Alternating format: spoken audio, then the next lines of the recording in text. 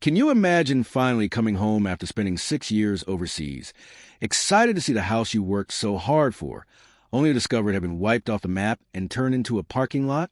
That's exactly what happened to me. And this is a story of how I went head-to-head with a corrupt HOA and beat them at their own game. 6 years earlier, I had moved abroad after accepting a major job opportunity. Back then, I left behind a beautiful house sitting on a fairly large piece of land that I fully owned. Before leaving, I made absolutely sure every property tax bill was paid ahead of time. And I even asked a close friend to occasionally drive past property to make sure everything stayed in good condition. For the first few years, nothing seemed wrong. Then a brand new housing development started being built right beside my property, and with that development came an HOA. The important thing was this: my land had never been included in their neighborhood. I never signed any HOA agreements, never accepted any covenants, and definitely never paid any HOA dues. I was a completely independent property owner. But the HOA, who I started calling the neighborhood royalty, decided they were entitled to control everything around them. About 4 years into my time overseas, my friend called me sounding nervous. He told me construction crews were working dangerously close to my property line. At first, I told him to just keep watching things because I assumed it was part of new development expanding nearby. But a few months later, he called again, and this time he was furious. Then he sent me photographs. My entire front yard had disappeared. In its place was fresh black asphalt covered in bright white parking lines. They were literally building a parking lot on my property. I was speechless. Right away, I started trying to contact both the developer and the newly formed HOA. I sent emails, made expensive international phone calls, and left countless voicemails demanding answers. Nothing came back except complete silence. I forwarded copies of my deed, official survey documents, tax records, and every piece of proof showing that the land legally belonged to me. They ignored all of it. According to my friend, the HOA had started telling people that my land was simply an undeveloped section of their community property. It was a complete lie. I hired a lawyer even though I was still overseas, but the entire process became painfully slow. The HOA constantly delayed everything, drowning my attorney in paperwork, technicalities, and endless legal tricks. They clearly believed that because I was thousands of miles away, I would eventually get exhausted and walk away from the fight. They badly underestimated me. After battling them remotely for nearly 2 years, my overseas work contract finally ended. The very first thing I did was book a flight home. I didn't even stop to visit family after landing. Straight from the airport, I drove directly to my property, and when I arrived, I felt sick. There was a fully operating 40-space parking lot. At the entrance stood a polished sign that read, "Community Parking, Permit Holders Only," and right in the center of the lot, exactly where my living room used to stand, was a brand new Tesla charging at one of the charging stations. My house was gone. They had demolished it like it never existed. I just stood there staring, completely overwhelmed by a mix of shock, anger, and disbelief. While I was standing there, I noticed a woman stepping out her car and walking toward one of the nearby houses. I stopped her and asked if she knew what happened to the home that used to stand there. She looked genuinely confused. "What house?" she asked. "This has always been the neighborhood parking lot ever since I moved here." That sentence pushed me over the edge. At that moment, this stopped being only about land or money. I was fighting for my home, my memories, and everything they erased. The next morning, I walked straight into my lawyer's office. I told him I didn't just want compensation anymore. I wanted justice. Together, we filed an enormous lawsuit against both the HOA and construction company responsible for demolishing my house. We sued them for destruction of property, trespassing, unlawful conversion of land, and several other serious violations.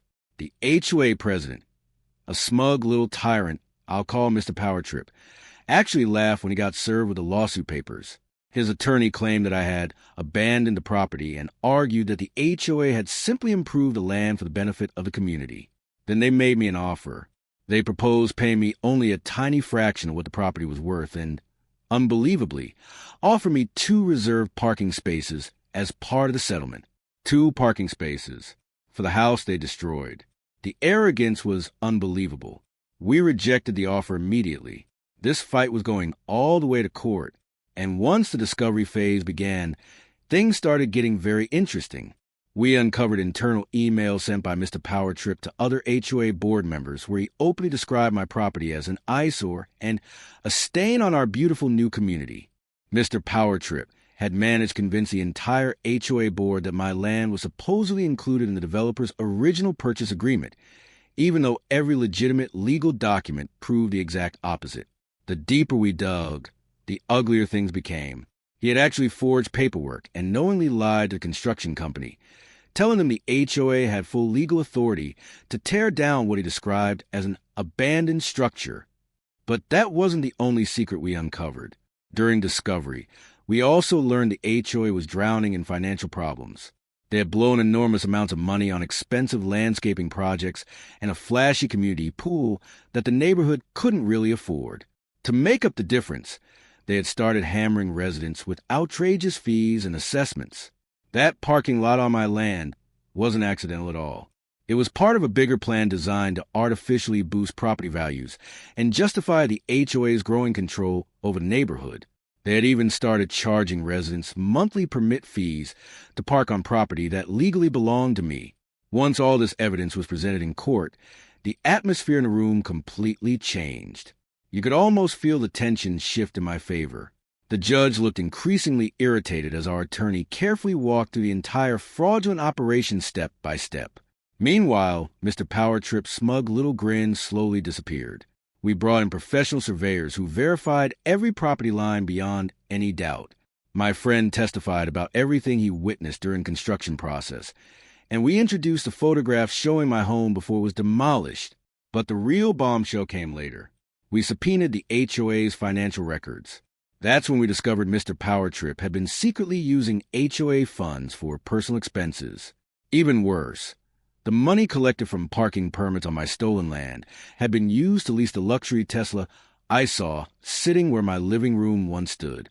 At that point, the case stopped being just a property dispute.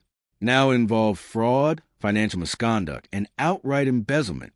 When the judge finally issued his ruling, it was absolutely glorious. He ruled completely in my favor. The HOA and construction company were declared jointly responsible for every bit of damage they caused. They were ordered to pay the full replacement value of my destroyed house, compensation for the land itself, every dollar of my legal fees, and massive punitive damages because of how maliciously they acted. But the judge wasn't finished. He also ordered the HOA to immediately stop using the parking lot and restore my property back to its original condition. That meant they had to pay to demolish the very parking lot they had spent so much money building in the first place. The cost was staggering, and the fallout hit instantly. As soon as the homeowners in the neighborhood learned about the court judgment and discovered Mr. Powertrip's embezzlement scheme, people were furious. Residents realized they had been forced to pay outrageous HOA fees that were secretly funding a legal war against an innocent homeowner, while also paying for the HOA president's luxury car lifestyle. An emergency HOA meeting was called almost immediately, and I decided to show up. The moment I walked into that room, the silence was overwhelming. Nobody knew what to say. Mr. Powertrip refused to even look in my direction. I stood up in front of everyone and told them the entire story from beginning to end. I showed them photographs of my home before it was destroyed. I explained how the HOA leadership had lied, manipulated records, stolen property, and deceived not only me but the entire neighborhood. Within days, Mr. Powertrip was removed as HOA president and was soon facing criminal charges of his own.